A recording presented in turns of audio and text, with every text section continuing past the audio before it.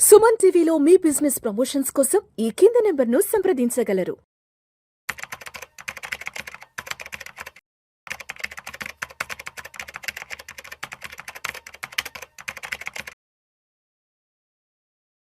నమస్తే, welcome to Suman TV. నేను విష్ణు. ప్రస్తుతం నాతో పాటు amphi registered mutual fund distributor Madhavi Reddy గారు ఉన్నారు. మేడం గారితో మాట్లాడదాం. నమస్తే మాధవిరెడ్డి గారు. నమస్తే అండి. Welcome to weekend market outlook analysis and Vishnu talks. Thank you. Yes Madhavi Reddy గారు, ఈ వారం మన మార్కెట్లకి బాగా అంది వచ్చిన వార్త ఎఫ్ఐఎస్ ఫారిన్ మార్కెట్స్ నుంచి మన ఇండియన్ మార్కెట్స్లోకి కంబ్యాక్ వస్తున్నారన్న వార్త. గత వారం రోజుల నుంచి ఇండియన్ స్టాక్ మార్కెట్స్ కి మంచి మైలేజ్ ఇవ్వడం జరిగింది. అండ్ అదేవిధంగా Q1 రిజల్ట్స్ కూడా మార్కెట్లకి చాలా పాజిటివ్గా ఉన్నాయి. ఏంటి అసలు ఈ వారం మార్కెట్లలో ఏమేం జరిగింది, ఈ వారం మార్కెట్లకి మైలేజ్ ఇచ్చిన అంశాలు ఏమున్నాయి అసలు? సో పూర్తిగా మన మార్కెట్లు ఏవైతే గ్లోబల్లో ఉన్న నెగిటివ్ న్యూస్ని పక్కన పెట్టేసినట్టు అనిపించిందండి. ఎస్పెషల్లీ ఈ ఇరాన్ వార్ని కానీ వాటిని ఏం పట్టించుకోకుండా పక్కన పెట్టేసి కంప్లీట్గా ఎర్నింగ్స్, ఆ తర్వాత మనకి మీరు అన్నట్టుగా ఈ ఎఫ్ఐఎస్ కమ్బ్యాక్ అనేది మనకు కనిపించింది. ఇంకోటి ఏంటంటే ఈ ఏఏ లెడ్ ఏదైతే మనకి సౌత్ కొరియాలో అదైతే బూమ్ ఏదైతే కనిపించిందో అది కొంచెం కంప్లీట్గా కూల్ ఆఫ్ అయినట్టుగా కనిపించింది. సో అందుకని అక్కడ నుంచి నెమ్మదిగా మనీ అనేది అంటే ఏ ర్యాలీ ఏదైతే ఉంటుందో అది కొంచెం తగ్గి అక్కడ నుంచి మనీ అంతా కూడా మన ఎమర్జింగ్ మార్కెట్స్కి, ఎస్పెషల్లీ ఇండియాలో అంటే ఎమర్జింగ్ మార్కెట్స్లో India now looking very attractive. అన్ని అంటే మనకి ఎమర్జింగ్ మార్కెట్స్ అంటే ఇండోనేషియా, తైవాన్, చైనా ఇవన్నీ కూడా మనకి ఎమర్జింగ్ మార్కెట్స్లోకి వస్తాయి. బట్ వీటన్నిటిలో కూడా India has stood very strong అండి. ఐదర్ మనం జీడిపి చూసుకుంటే ఆల్మోస్ట్ 7% గ్రోత్తో కనిపిస్తుంది. అలానే వాల్యుయేషన్స్ చాలా అట్రాక్టివ్గా ఉన్నాయి. తర్వాత మన Q1 రిజల్ట్స్ కూడా చాలా బాగున్నాయి. ఎప్పుడు లేనంతగా మనకి PE రేషియోస్ చూసుకుంటే 18 అనేది చాలా వెరీ గుడ్ ప్రైస్ అండి. అంటే వాల్యుయేషన్స్ చాలా తక్కువ ప్రైజెస్కే మన దగ్గర మార్కెట్లో మంచి స్టాక్స్ అవైలబుల్గా ఉన్నాయని వాళ్ళు ఫైనల్గా దే ఆర్ కమింగ్ బ్యాక్. ఎప్పుడైతే Q1 రిజల్ట్స్ కొంచెం అంటే ఆల్మోస్ట్ మనకి 200 పైనే మనకి కంపెనీలు, పెద్ద కంపెనీలు ఈ పాటికే రిజల్ట్స్ ఇచ్చాయండి. అందులో గ్రోత్ చూసుకుంటే 17% పైగా ఉంది. సో అది వాళ్ళని చాలా ఇంప్రెస్ చేసింది.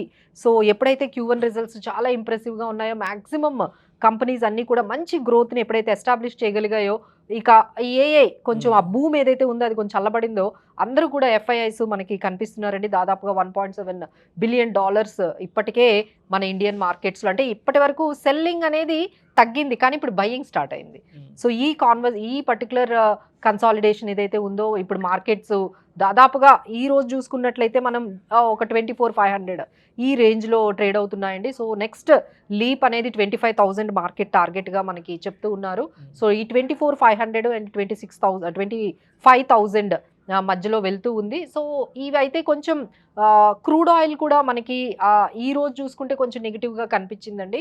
ఎగైన్ మళ్ళీ స్ట్రైట్ ఆఫ్ హార్మోస్ దగ్గర ఈ ఒమాన్ వాళ్ళతో కొంచెం ఏదైతే డీల్ ఉందో అది కొంచెం ఆగినట్టుగా మనకి కనిపించింది. సో దానివల్ల మనకు కొంచెం మార్కెట్స్ అనేది అక్కడ కొంచెం అంటే కొంచెం ఆగినట్టు కనిపించాయి కానీ బట్ ఓవరాల్గా మార్కెట్ చూసుకుంటే పక్కన పెట్టినట్లయితే ఒకవైపు crude oil $84-85 which is very good for Indian markets. ఇంకా అది $80కి వస్తే ఇంకా మన మార్కెట్స్ పెరిగే అవకాశాలు ఉంటాయండి. సో మేబీ రీసెంట్ వీక్స్లో మనం చూడొచ్చు crude oil if it is comes at $75, $80 కానీ వచ్చేస్తే మన మార్కెట్స్ ఇంకా పాజిటివ్గా మనకి కనిపిస్తాయండి. అలానే ఎప్పుడైతే ఈ గవర్నమెంట్ FCNRB ద్వారా మనకి డాలర్స్ని మన NRIs దగ్గర నుంచి తెచ్చుకోవడం స్టార్ట్ చేసిందో అది కూడా చాలా మంచి రిజల్ట్ చూపించిందండి. దానివల్ల మనం రూపీ అనేది బాగా స్టెబిలైజ్ అయింది. సో రూపీ స్టెబిలైజ్ అయింది, క్రూడ్ ఆయిల్ అనేది మనకి కొంచెం ఆ రేంజ్లో 80-85 రేంజ్లో ఉంది.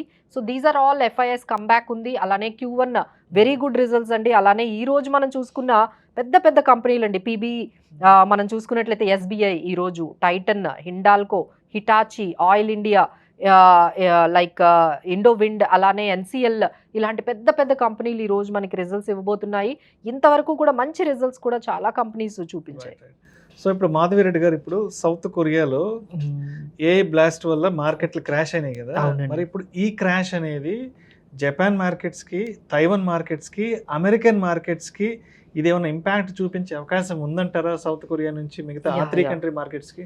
సో ఇదే కొంచెం మనకి మీరు అడిగిన క్వశ్చన్ చాలా ఇంపార్టెంట్ అండి. ఇప్పుడున్న మన మార్కెట్స్కి ఉన్న ఒకటి థ్రెట్ ఏంటంటే గ్లోబల్ మార్కెట్. ఎగ్జాక్ట్లీ.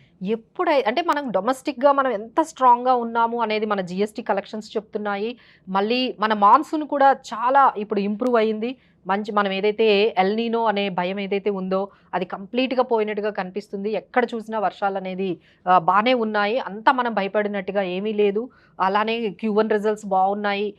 మనకి ఈ మధ్య ఆర్బీఐ మానిటరీ పాలసీ అనేది వచ్చిందండి. సో ఈ ఆర్బీఐ మానిటరీ పాలసీలో వాళ్ళు ఇచ్చిన గైడెన్స్ చూసుకున్నట్లయితే ఇన్ఫ్లేషన్ 5% దగ్గర ఉండడం, అలానే రేట్లను అయితే అసలు పెంచలేదండి. అది చాలా గుడ్ న్యూస్.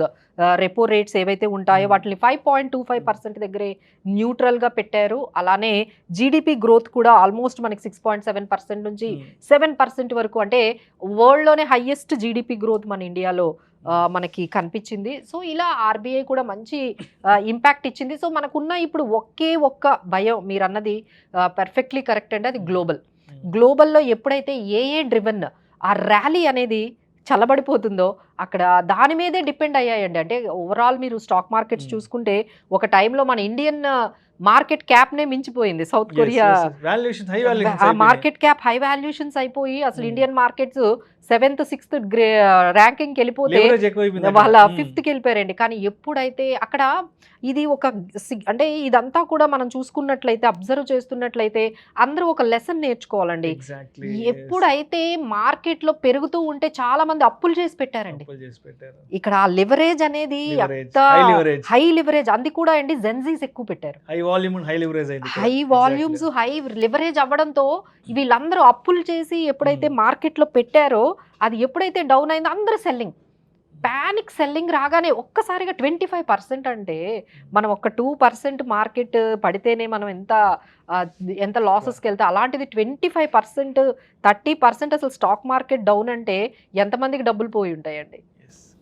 మాధవరెడ్డి గారు, అదేవిధంగా ఇంకొక విషయం కూడా స్పష్టంగా చెప్పండి.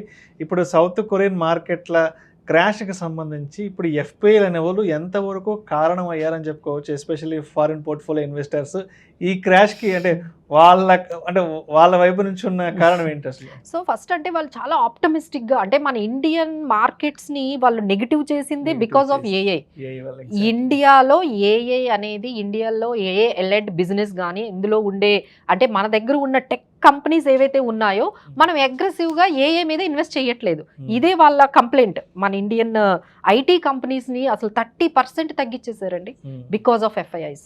వాళ్ళు ఏమంటున్నారంటే ఇండియన్ ఐటీ కంపెనీస్ ఏఐ మీద ఇన్వెస్ట్ చేయట్లేదు, ఏఐ మీద అగ్రెసివ్గా లేరు, ఏఐని ముందుకు తీసుకెళ్ళట్లేదు, ఇన్ఫ్రాస్ట్రక్చర్ డెవలప్ చేసుకోవడం లేదు. సో మాకు ఈ ఇండియా వద్దు అని మన మార్కెట్లను పక్కన పెట్టి ఈ సౌత్ కొరియా మార్కెట్లు కానీ లేకపోతే ఇంకా మిగతా మనకి ఏవైతే యుఎస్ మార్కెట్లలో వెళ్ళిపోయి భారీగా ఈ ఏఐ మీద అంటే ఓవర్ అనమాట ఎక్కువ అంచనాలు పెట్టుకొని వెళ్ళారండి. బట్ అక్కడ గమనించినట్లయితే అక్కడ వాళ్ళు పెడుతున్న ఇన్వెస్ట్మెంట్కి అక్కడ వస్తున్న ఆ ప్రాఫిట్స్కి ఎర్నింగ్స్కి అసలు సంబంధమే లేదు.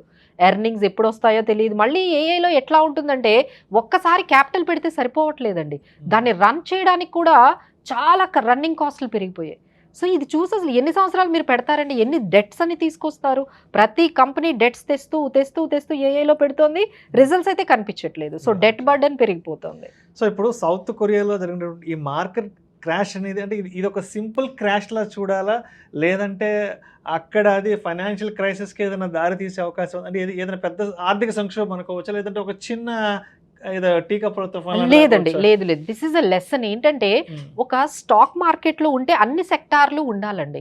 మీరు ఒక్క సెక్టార్ ని తీసుకుని వెళ్ళిపోయి డైవర్సిఫికేషన్ అనేది లేకుండా, అంటే ఒక్క కంపెనీ మార్కెట్ ని 30% ఎట్లా పెంచుతుందండి? ఒక్క కంపెనీ సైనిక్స్ అనే కంపెనీయే మీకు పైకి అంటే ఒక 40-50% మార్కెట్ లో అదే వెయిటేజ్ ఉంది. సామ్సంగ్ 45% అండి. అసలు మొత్తం స్టాక్ మార్కెట్ ని 2 కంపెనీలు ఎట్లా లీడ్ చేస్తాయంటే అందరూ ఒకసారి ఆలోచించాలి కదా. ఎప్పుడైతే ఈ 2 కంపెనీలు పడిపోతే మొత్తం స్టాక్ మార్కెట్ పడిపోతుంది. సో ఆ 40-50% మార్కెట్లు తీసుకెళ్ళాయి. ఇప్పుడు అదే కంపెనీలు మళ్ళీ 40% ని కిందకి తీసుకొచ్చాయండి. ఈ డైవర్సిఫికేషన్ అనేది మిస్ అయిపోయారు అక్కడ. సో ఒకటే కంపెనీని మనం కానీ ఇలానే ఇన్వెస్ట్ చేసుకుంటూ వెయిటేజ్ని ఇప్పుడు మన దగ్గర ఉందనుకోండి, ఏ కంపెనీ వెయిటేజ్ చూసుకున్నా 10% అండి. మీరు హెచ్డిఎఫ్సి చూసుకోండి, రిలయన్స్లు చూసుకోండి, ఏదైనా 10% వెయిటేజ్లు 11%. అక్కడ అలా కాదండి, 50% వెయిటేజ్ ఒకటే కంపెనీకి ఎట్లా ఇస్తారు, ఒక 2 కంపెనీ. సో ఇదంతా కూడా మనం ఒక లెసన్గా చూసుకోవాలండి. మన మార్కెట్స్ చాలా అంటే మనం సెక్యూర్డ్ అని చెప్పొచ్చు, చాలా స్టేబుల్ అని చెప్పొచ్చు. సో నెమ్మదిగా రిటర్న్స్ వస్తాయి, కానీ ఒక్కసారిగా ఇలా 40%, 30% ఆ క్రాష్లు అనేవి మనకి జరగవు. సో అవన్నీ కూడా గమనించి ఎఫ్ఐఐస్ అందరూ కూడా మళ్ళీ back to Indian markets. And అదే ఒకసారి మన మార్కెట్స్ లోకి వచ్చేద్దాం. RBI monetary policy and guidance ఎలా ఉంది, వాళ్ళ వైపు నుంచి మార్కెట్స్ కి ఎటువంటి సజెషన్స్ వచ్చాయి అసలు? సో మార్కెట్లో వాళ్ళు ఇచ్చిన గైడెన్స్ అయితే చాలా పాజిటివ్గా ఉందండి. ఎక్స్పోర్ట్స్ కొంచెం బాగానే ఉన్నాయి, అలానే మనకి ఇన్ఫ్లేషన్ కూడా ఈ పర్టికులర్ సిచ్యువేషన్లో మళ్ళీ కూల్ ఆఫ్ అవ్వడం వల్ల, అంటే ఒక టైంలో $120 అండి ఏది మన క్రూడ్ ఆయిల్, అక్కడ నుంచి అది $80 రావడంతో మన దగ్గర ఇప్పటికీ వాళ్ళు చెప్పేది ఏంటంటే, మన దగ్గర ఉన్న ఏవైతే ఫారెన్ రిజర్వ్స్ ఉన్నాయో అవి నెక్స్ట్ 9 months వరకు సరిపోతాయి. నెక్స్ట్ 9 months వరకు మనకున్న ఇంపోర్ట్ బిల్ని పే చేసే కెపాసిటీ ఇండియన్ ఎకానమీకి ఉంది. మన దగ్గర మంచి ఫారెన్ రిజర్వ్స్ అన్నీ కూడా మనం అక్యుములేట్ చేసుకోగలిగాము. సో భయం లేదు అని చెప్పగానే మార్కెట్స్ అన్నీ కూడా చాలా పాజిటివ్గా మనకి తీసుకున్నాయండి. అలానే జీడిపి గ్రోత్ గురించి కూడా వాళ్ళు 6.7% అండ్ 7% చెప్పారు. ఇన్ఫ్లేషన్ కూడా కంట్రోల్లో ఉంటుంది. బట్ ఏంటంటే కొంచెం రా మెటీరియల్ ప్రైజెస్ పెరిగాయి, అది ఒక్కటి కన్సర్న్గా కనిపిస్తుంది. బట్ ఓవరాల్గా వాళ్ళు 5.25% దగ్గరే రెపో రేట్ని యథావిధంగా వచ్చేసారు. అది మన మార్కెట్స్కి కొంచెం రిలీఫ్ ఉంది. అలానే జిఎస్టీ కలెక్షన్స్ కూడా బాగున్నాయి. అండ్ అదేవిధంగా ఈ వీక్లో అటు దలాల్ స్ట్రీట్కి సంబంధించి మార్కెట్లకు సంబంధించి బాగా ప్రముఖంగా నిలిచిన వార్త, బాగా డిస్కషన్లోకి వచ్చిన వార్త, గవర్నమెంట్ ఎల్ఐసికి సంబంధించిన స్టేక్ ను అమ్మేస్తున్నారంటూ వార్త కూడా ఒక రకంగా అటు ఎల్ఐసిని ఇటు దలాల్ స్ట్రీట్ ని కొంత కుదుపులకు గురి చేసింది. ఏంటి మళ్ళీ ఎల్ఐసి వార్తల్లోకి రావడానికి కారణం? ఇది చాలా ఇంపార్టెంట్ అండి. అంటే మన మార్కెట్ ని ప్రభావితం చేసేది ఇప్పుడు ఏదైనా ఇంకొక అంశం, అంటే గ్లోబల్ మార్కెట్స్ కాకుండా ఇంకొక అంశం ఏదైతే ఉందో అది ప్రైమరీ మార్కెట్ అండి. మార్కెట్ లో విపరీతమైన ఐపీఓస్ రాబోతున్నాయి. ఇప్పుడు మీరు అంటున్న ఈ ఏదైతే ఓఎఫ్ఎస్ ఉందో, అంటే వాళ్ళ సేల్ చేస్తున్నారు, వాళ్ళ స్టేక్ ని సేల్ చేస్తున్నారు. దాదాపుగా 31,000 కోట్లు అండి.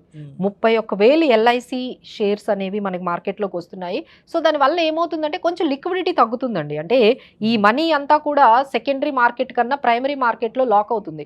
ప్రతి ఒక్కరూ అండి, అసలు చాలా మంది, అంటే నేను కూడా చాలా వాటిల్లో ఐపీఓస్ లో పెడుతున్నాను కానీ రావట్లేదు.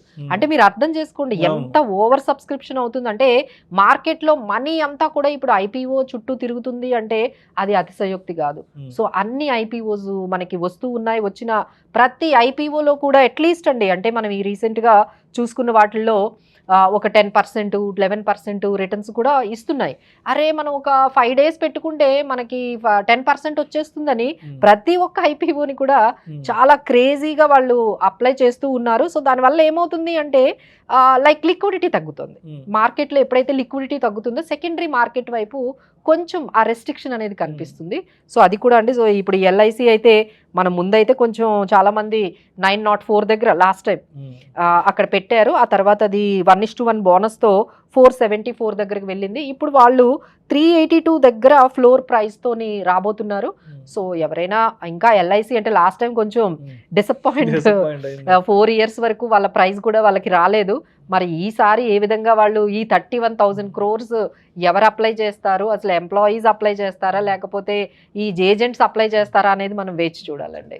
అండ్ అదేవిధంగా ఆగస్టులో ఐపీఓల జాతర, ఐపీఓల సందడి, ఆల్మోస్ట్ 25,000 కోట్ల వర్త్ ఆఫ్ ఐపీఓస్ మార్కెట్లోకి ఆన్ బోర్డు కాబోతున్నాయి. కాబట్టి సో గత 2 సంవత్సరాల నుంచి చూసిన ఫాల్ నెగిటివ్ మార్కెట్ని, గత వారం 10 రోజుల నుంచి, గత నెల రోజుల నుంచి వస్తున్నటువంటి మార్కెట్ని దృష్టిలో పెట్టుకొని ఐపీఓలో ఇన్వెస్ట్ చేయడానికి ఎగబడాలంటారా, లేదంటే మరికొంతకాలం సెకండరీ మార్కెట్ వచ్చే వరకు వెయిట్ చేద్దామంటారు? అసలు లేదండి, ఐపీఓస్లో అంటే మనకి ఒక 2 years నుంచి మార్కెట్స్ డల్గా ఉన్నాయి.